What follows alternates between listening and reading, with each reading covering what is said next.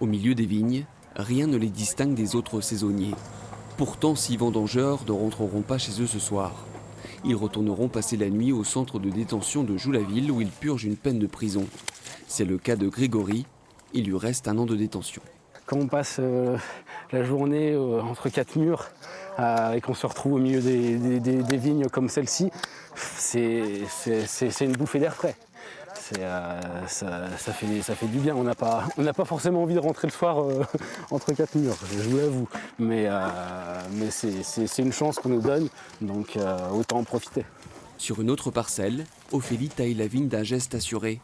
Pour elle, il était inconcevable de rester inactive durant sa détention, d'autant que ce travail rémunéré au SMIC est bien plus avantageux qu'un emploi classique en atelier carcéral.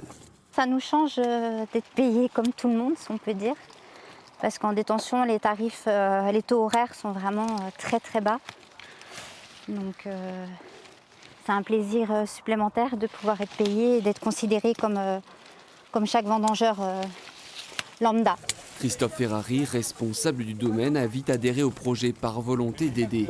C'est la 2e année consécutive qu'il engage des détenus pour faire les vendanges. Ce qui m'anime, c'est de pouvoir leur donner une vision différente de la vie, de leur environnement actuel, passé, et leur montrer que l'environnement futur peut aussi être basé sur le travail, sur la solidarité pour aider à travailler son voisin. Voilà, des notions normales.